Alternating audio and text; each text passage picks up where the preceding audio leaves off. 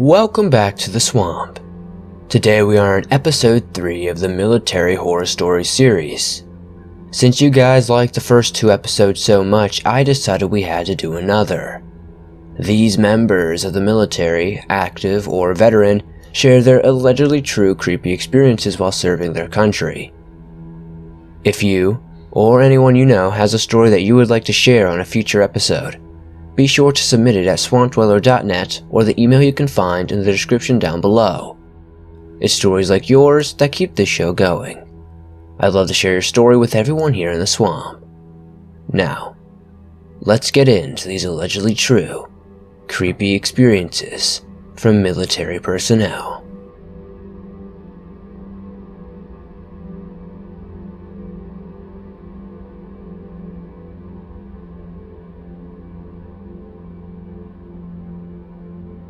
So I'm not sure if this is scary, and it isn't my story but my dad's who had shared this with me.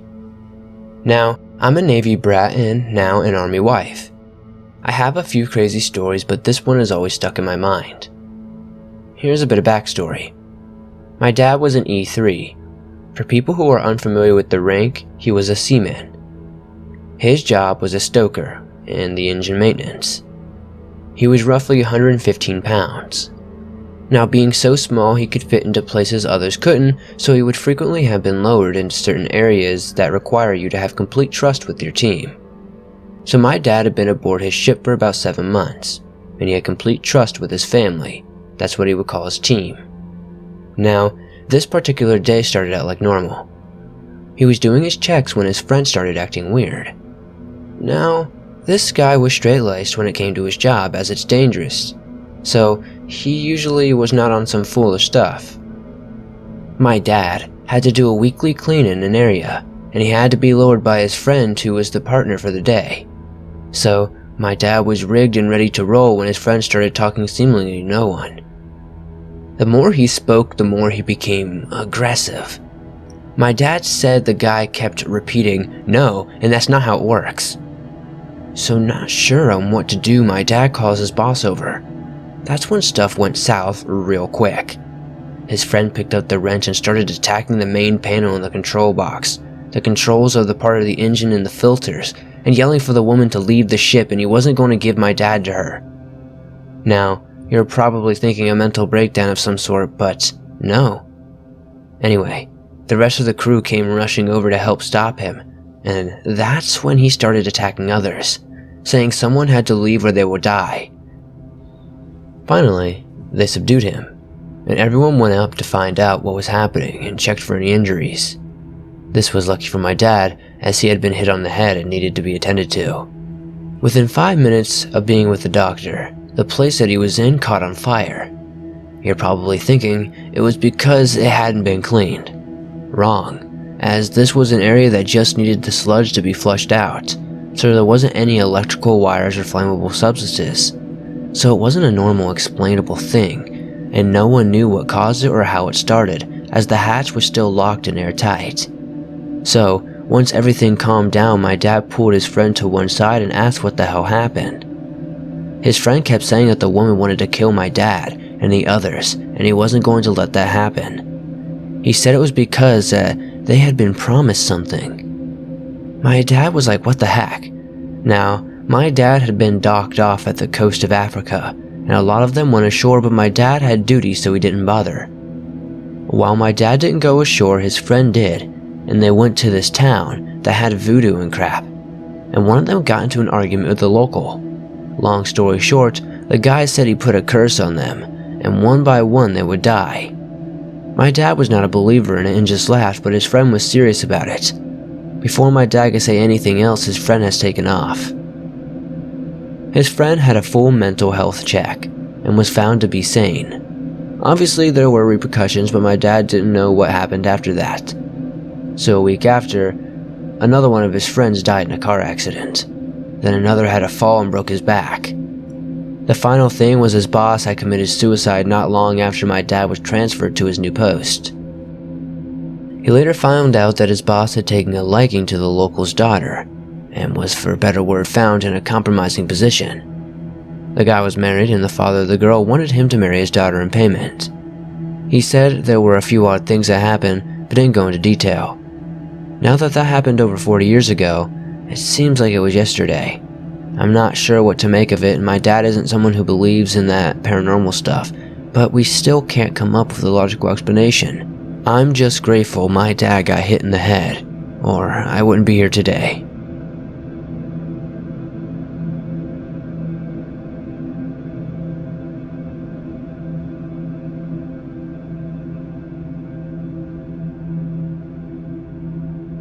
At the time, I was serving in the military overseas in Yokosuka, Japan from 2012 to 2014. Since my time there, I was settled and been there for 2 years and seeing a very lovely girl named May.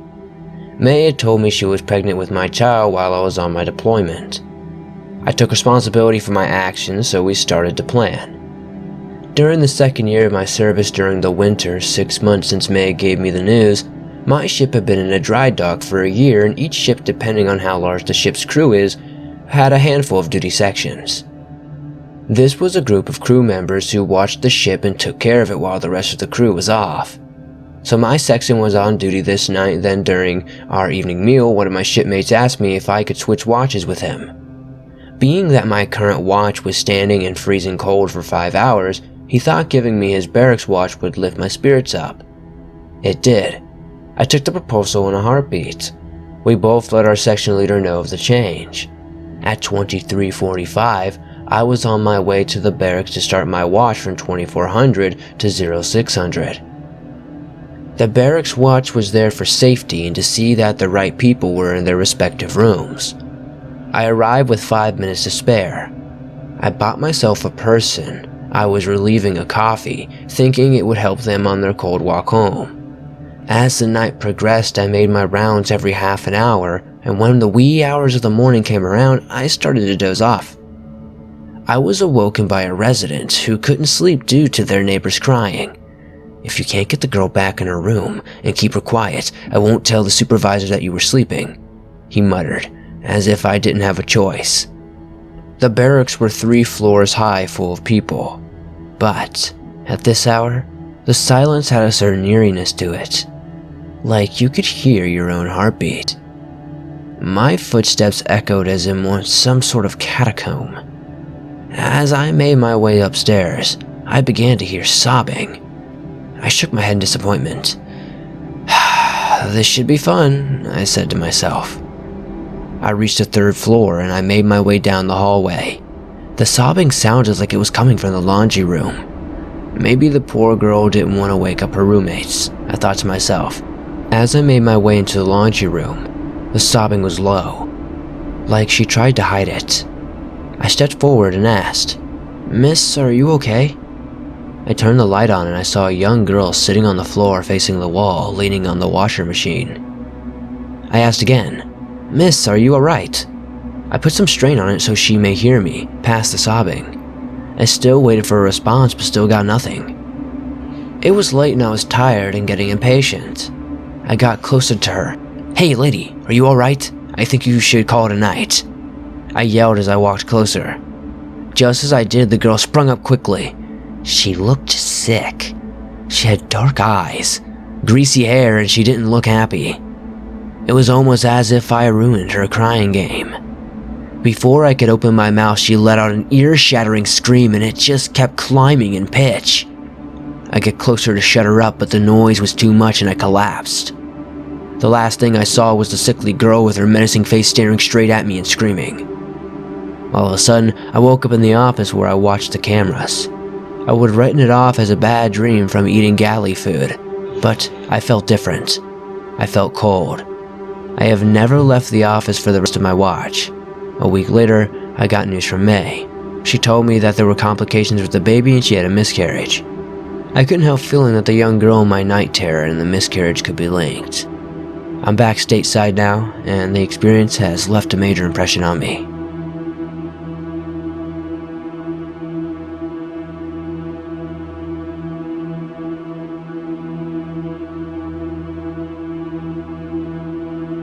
For pretext, my story begins after my first tour in Iraq. I view myself as a very tough person, but it wasn't hard to find someone tougher than me. I grew up in an area where the high desert begins to turn into the forest. This is as close as you can get to being in the woods, without actually being in the woods. There are lots of trees, but very little running over standing water. I spent much of my youth exploring this area. So much so, most people would see it as walking into their living room. As one can expect, there were three things that I wanted to do when I got home on leave. Plot my girl, drink some booze with some old friends, and go back into those woods. There was always something new to find, like where Native Americans had chiseled out some of their arrows and cool stuff like that. Just random things. Well, one night on leave, my best friend and I went out to hunt down some coyotes that had been terrorizing local ranches.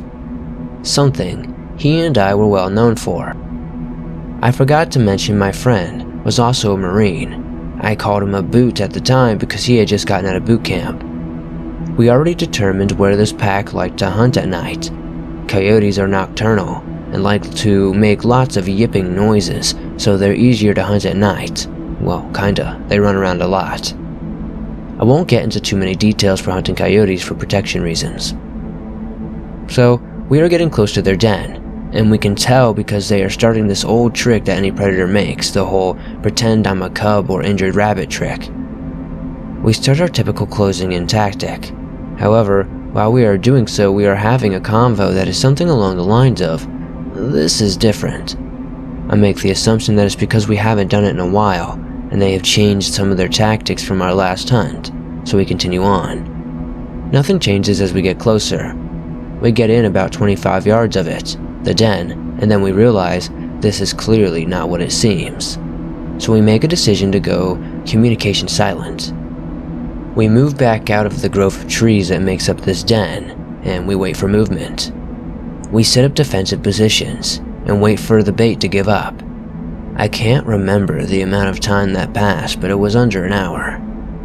It seems foggy to remember, but the first thing I remember is my friend calling me by my last name, something I was used to being in the military, but it was weird coming from someone I grew up with.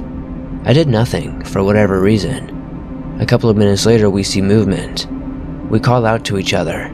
Then, something emerges from the trees. What I saw was a man, but he was as tall as the trees, and the trees in this area are easily 7 to 10 feet tall at the very least. I'm terrified at this point, and I don't know if it was PTSD or just plain old fear, but I aimed in and shot at it. I know I shot it, because I'm used to shooting something much smaller in the dark.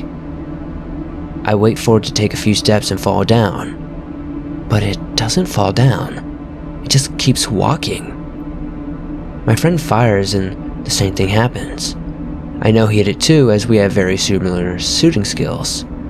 At this point, we go to battle mode and keep firing, intent on killing it. Our thought that it was trying to lure us or something, because it just kept going and going. Suddenly it just stops and turns perpendicular to our positions and walks off. Now, I was using a 308 and my friend was using a 30-06. This thing would have dropped after the first 5 rounds, but it didn't. We considered chasing it, but then realized that whatever it was, we couldn't kill it. We do a tactical retreat for a quarter mile, then just book it home. We found the den a week later, and 10 miles on the opposite side of the tiny town we lived in. Whatever this thing was, it had been hunting us for a very long time and planned accordingly. It even knew how to leave a scant, feces and urine, from different members of a pack. My friends and I still hunt if needed, but we always talk about what time that we're going to go out and plan it together. We always talk about that one time though, that we were the ones that were hunted.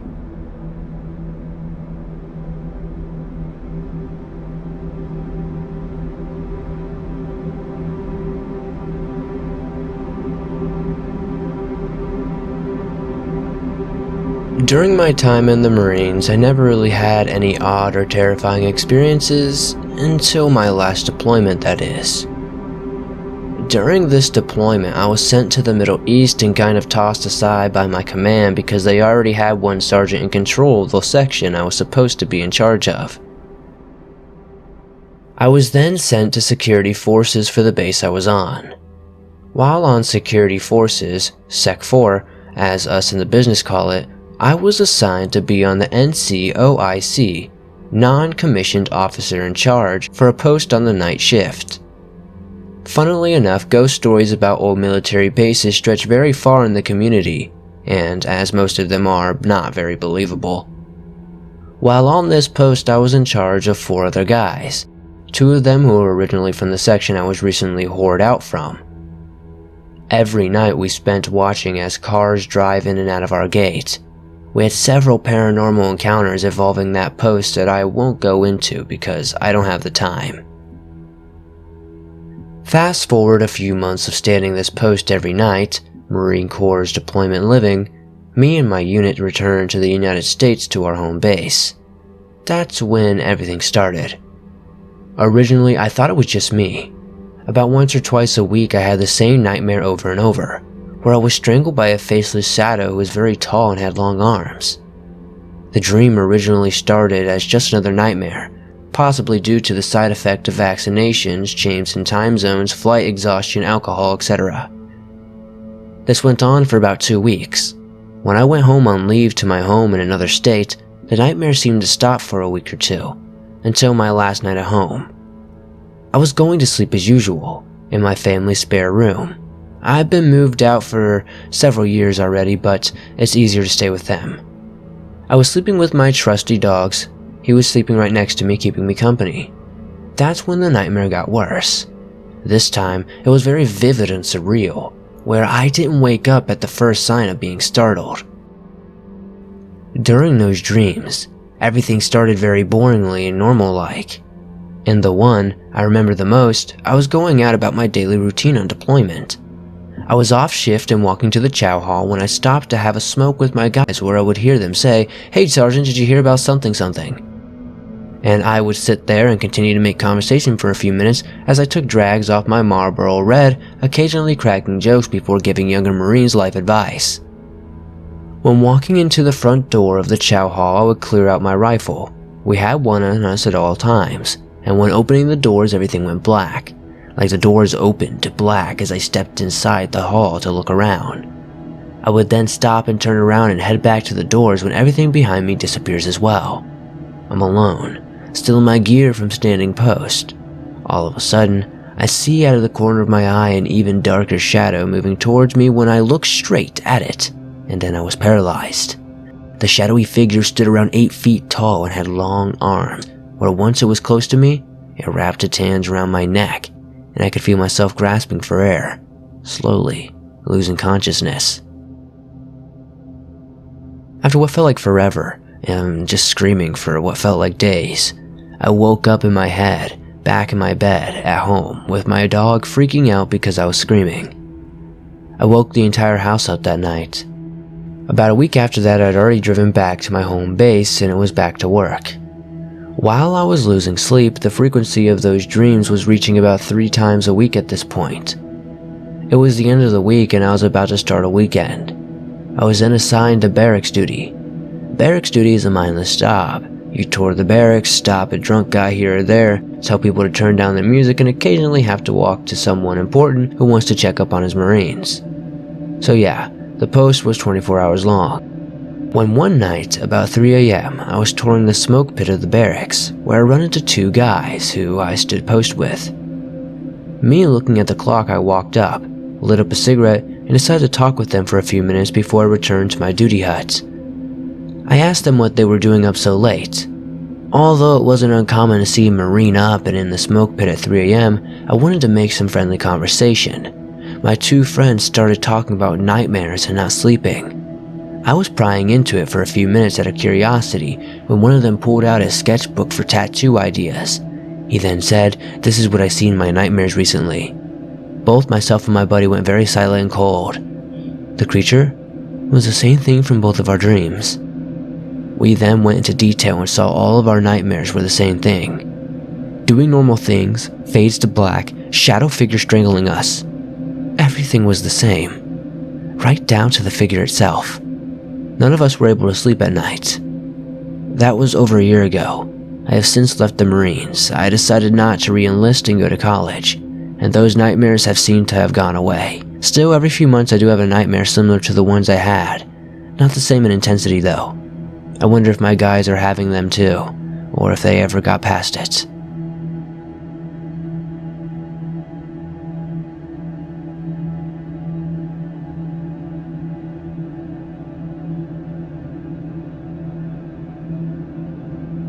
I was stationed at Beale Air Force Base in California, and they still have some of the old prisoner of war cell blocks standing as a historical monument. I still don't know why, but I decided to go out there at night to see what it was like since I had never been out there before and it was open to whoever was on base.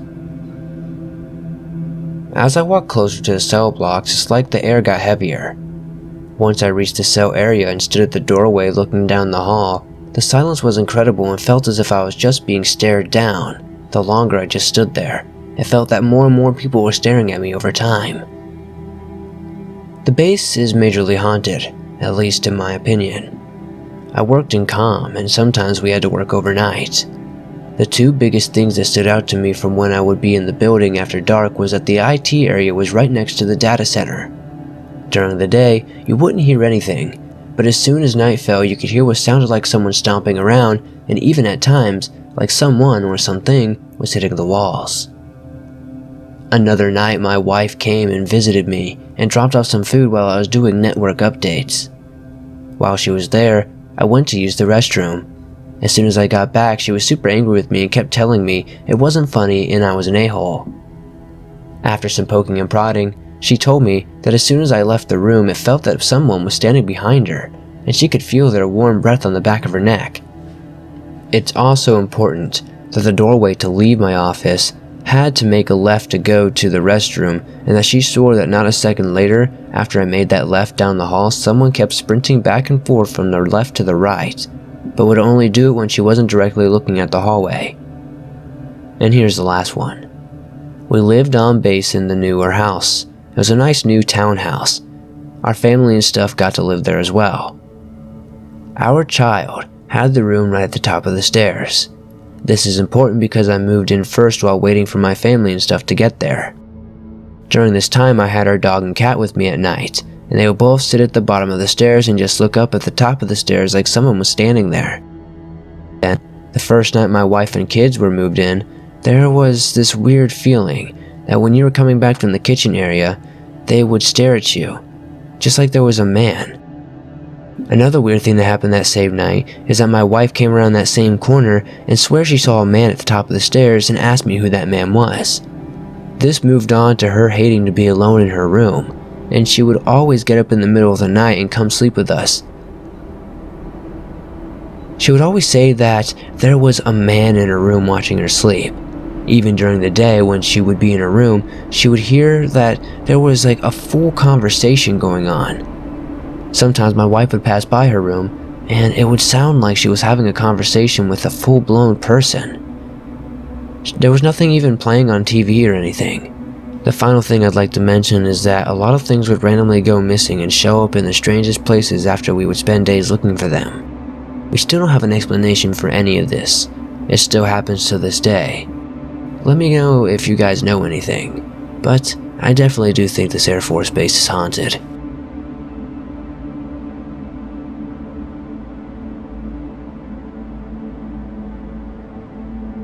I haven't told this story to many people except for my wife and a few other of my close friends. It happened while I was stationed in the Army as a radio operator during the Vietnam War, and I haven't forgot it to this day. I was a young recruit, freshly drafted out of high school and didn't know much about the war. I had no idea what I was getting into or what it was all for, but I did know that I was going to serve my country. We arrived there on a Friday evening and got loaded onto many buses to be taken to our barracks. The air was very humid and the soil was soaking wet due to the storm passing overhead. I vividly remember the drive and how it stunk like a sewer.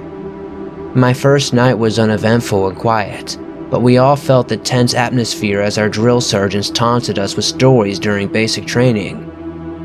I remember the half moon right over my head, which kept peeking out from over the clouds, and all of us were just sitting around telling jokes. I was more of a technical guy and didn't have much aptitude for comedy, so I just listened in. My duty was to manage communications between my unit and all of our other guys so that everyone knew what was going on everywhere else. I carried a box on my back, which was the size of a radio device back then, and was a ton more equipment and supplies than we would carry now.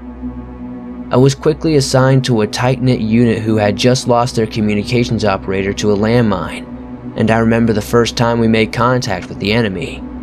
It was the loudest thing I had ever heard. We were in a dense part of the jungle and couldn't see the enemy at all, but we ducked for cover as soon as they began firing at us, and we opened up in their general direction in return. The chaos felt like it lasted forever, but we probably ceased fire after a couple of minutes. We advanced forward to close in on the enemy position and secure the area, and it was the first time I ever saw the enemy up close. There they were. A couple of dead Viet Cong soldiers laying in a pool of their own blood. I couldn't believe what I was looking at. 3 human beings that were alive just moments ago, now gone. Young guys who maybe had sisters and brothers and parents. They were probably just chilling around moments before we arrived, and here we are moments later looking at their motionless, dead bodies. I must say that I felt justified just because the enemy would have probably done the same thing to me instead. A few days later, we got assigned to a different location, which saw heavier casualties and needed more support. I grew accustomed to the violence and saw many of our young men die painfully. One day I was told by my NCO that someone wanted to speak with me. I was greeted by a soldier who was in his late 50s who looked totally out of place. His demeanor was calculated and predictive, and even my commanding officer seemed to have turned into a yes man in front of him. He introduced himself as Frederick Douglas, an intelligent officer stationed nearby, and I was going to be assigned to him as an RTO for his unit. The guys in my unit were like family to me, but orders are orders and I had no choice, so I got on the Huey and went with him. We landed in a heavily wooded area next to a few Viet Cong huts. It was heavily built up by the enemy, and I could definitely imagine the fight must have taken place here. There were some guys who had gas masks on and other soldiers standing nearby, but they didn't seem to notice me or even care that I was there. It was a very strange atmosphere that didn't feel quite right. These guys didn't act like normal soldiers and definitely didn't have the look or fear or anything like that. I even tried talking to some of them, but all I got was strange emotionless glares like they were infected with something. Whatever it was, they all had it, and it made me feel very uneasy. Officer Douglas and I entered one of the smaller huts and I was told to stay put until someone would come and get me. I really should have stayed there and waited, but I was too curious and apprehensive to relax. So, I just made my way out towards the main hut and took a sneak peek inside. What I saw made my stomach drop like never before. On a makeshift table lay 6 murky containers. Each one of them had severed heads of a guerrilla fighter inside, with several tubes and wires protruding from them. A green liquid seemed to be reaching with the heads as their mouths and eyes were quivering like they were kind of still alive.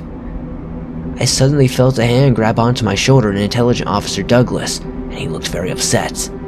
I meekly asked what they were doing inside here, and he angrily said that I should not have gone in there and sent me back to my hut. We must have been attacked or something, because I woke up a day later in a triage and several broken ribs and fractured collarbone and no memory of anything that happened after that. I never saw Officer Frederick Douglas or those officers ever again, if that was even his real name. I often wonder what those guys were doing back then. Maybe they were trying to gather intelligence from the dead enemy soldiers or something. Either way, it was a strange experience that I will never forget.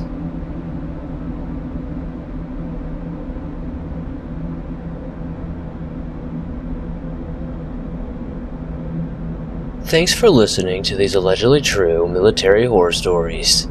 These were some pretty spooky stories in my personal opinion. Something about haunted military bases and being haunted by the ghost of war even after your duty has ended just freaks me out. If you enjoyed these stories, be sure to hit that like button as it helps me out a ton. If you're new to the swamp, why not subscribe and turn on notifications to never miss a new video, as I upload them almost every single day on all things natural and supernatural.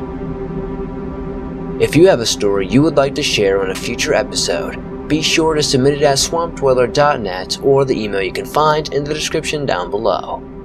It's stories like yours that keep this show going. I'd love to share your story with everyone here in the swamp, and I know everybody would love to listen to it. Now, I'll see you guys soon with another creepy video.